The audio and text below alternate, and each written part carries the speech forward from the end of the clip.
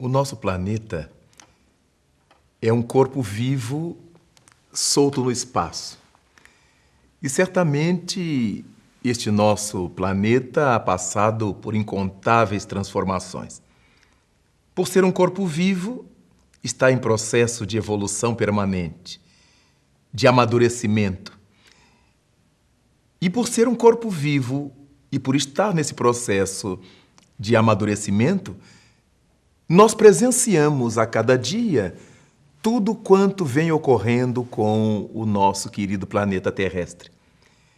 As suas transformações são incontáveis. A Terra é um mundo em transformações. Basta pensarmos que aqui nós temos vivido transformações de variadas ordens. Há transformações geográficas.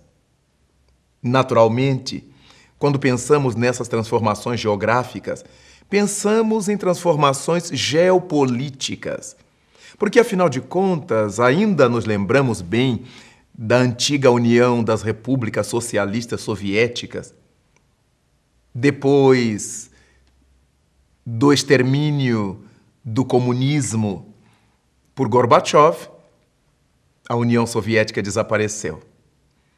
Tomba o regime, cai o Muro de Berlim, acabam-se todas as pressões e o portão de Brandemburgo se abre para que as duas Alemanhas pudessem se confraternizar. Mudanças geopolíticas, porque agora a União das Repúblicas Socialistas Soviéticas se distribuem, se racham, se partem nas suas repúblicas componentes. Antes, pelo regime da força, ali estavam todos juntos. Depois, abriu-se o sistema e a Rússia tomou a hegemonia da região, mas a União Soviética desapareceu. Mas se nós pensarmos nesta linha geopolítica, olhamos para os Balcãs e verificamos que com a morte do general Tito, desaparecem todos aqueles sistemas hegemônicos e a Iugoslávia abre espaço para que surjam Montenegro, Sarajevo e várias outras repúblicas. E o mundo se modifica outra vez geopoliticamente. Guerras, transformações, conflitos. Mas se pensarmos em termos geológicos, o nosso planeta é um corpo ainda muito virgem. A Terra tem poucos milhões de anos. Para um corpo sideral, é muito pouco tempo. Basta pensarmos que ainda temos no coração do planeta, no cerne planetário, substâncias liquefeitas, substâncias em processos viscosos. Temos o nífe, essa composição de níquel e de ferro, quase líquidas e totalmente líquidas outras mais internas, pela temperatura exagerada da intimidade planetária. É graças a isto que nós ainda encontramos na Terra os vulcões. O que são os vulcões, senão válvulas de escape, para que o planeta não estoure sob as pressões internas dessas substâncias liquefeitas e quentes.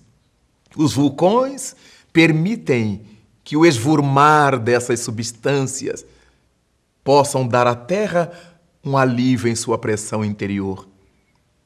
Nós encontramos na Terra, em função dessas camadas liquefeitas da sua intimidade, as camadas que se solidificaram sobre a parte liquefeita. E por isso nós encontramos as chamadas placas tectônicas, a parte sólida sobre essa parte líquida ou viscosa, essa massa em alta temperatura da intimidade do planeta. Quando pensamos assim, começamos a compreender que se existe uma quantidade líquida no miolo do planeta e sobre ela está a parte sólida, qualquer movimento da parte líquida impõe movimentos à parte sólida. Essas placas tectônicas se movem e se move tudo o que está sobre ela. É por isto que tremem edifícios, ruem pontes, desabam construções. Quando essa camada líquida se move e as placas tectônicas se agitam nos fundos dos mares, as ondas agigantadas da intimidade dos mares se pronunciam, e quando chegam na superfície, nós encontramos os fenômenos notáveis que deram origem a um nome novo para o Ocidente, as tsunamis. Graças ao movimento geológico, graças ao movimento planetário, graças a essa expressão de vida que a Terra demonstra em cada momento. As nossas transformações planetárias são incalculavelmente importantes. E é por causa disto que nós deveremos estar sempre atentos à condição de vida do planeta, às manifestações de vida do mundo em que vivemos, para que possamos compreender a razão pela qual tantas outras coisas se vão dando ao longo do tempo de existência do nosso mundo.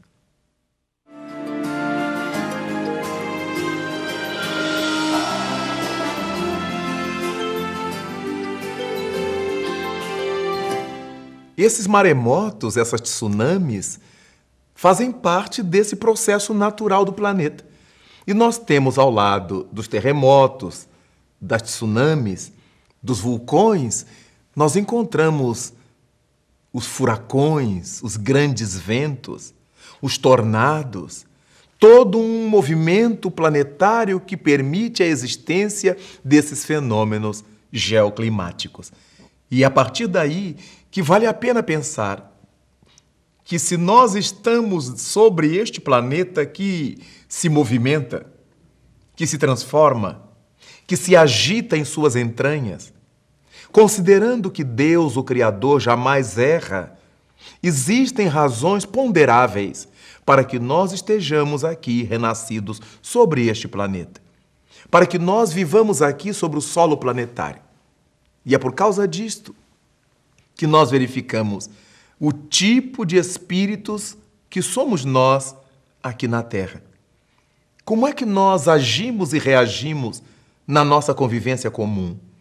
Somos ainda criaturas de índole um tanto ríspida, guerreamos, somos belicosos, carregamos ainda essas marcas da beligerância em nossas atitudes, ainda vivemos a falta de fraternidade, a traição contra amigos, familiares, entes queridos, a soberba, a vaidade. Ainda carregamos na terra essas marcas tremendas do orgulho individual, do orgulho familiar, do orgulho social. E óbvio que essas manifestações do nosso caráter dizem por que é que nós estamos aqui, num mundo em processo de amadurecimento, num planeta em processo de maturação. Por quê? Porque esses fenômenos que ocorrem no mundo, eles teriam que ocorrer. A Terra está amadurecendo, põe para fora seus produtos, treme nas suas bases. Mas nós, os humanos, que estamos matriculados neste planeta, estamos aqui por razões muito especiais. A divindade pretende que nós nos aproveitemos dessa realidade planetária para desenvolver muitas coisas que precisamos desenvolver. Nosso conhecimento científico, nosso conhecimento tecnológico, para que nós possamos nos desenvolver em termos morais a partir dessas circunstâncias. Graças aos fenômenos meteorológicos do nosso mundo, a meteorologia vem se desenvolvendo, capaz de dizer quando vai chover, a quantidade de chuva, quanto tempo vai durar, quando vai nevar nas regiões onde neva, qual é a quantidade, qual é o tipo de neve, quanto tempo vai durar, para que as comunidades se previnam, principalmente as comunidades que têm plantações.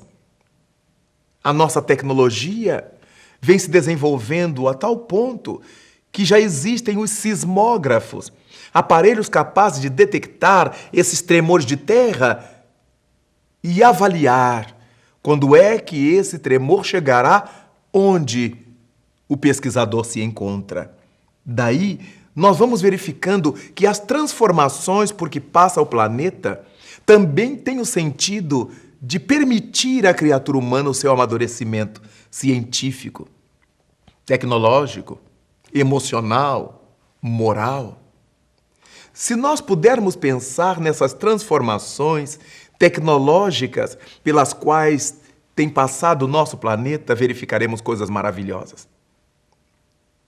Principalmente no campo da informática, quando nos damos conta de que na década dos 40, do século XX, década de 1950, quando o mundo começou a ouvir falar de cérebros eletrônicos, a construção de Norberto Wiener foi de tal ordem magnífica, porque ele pensou em construir uma máquina que pudesse realizar operações como o cérebro humano realiza.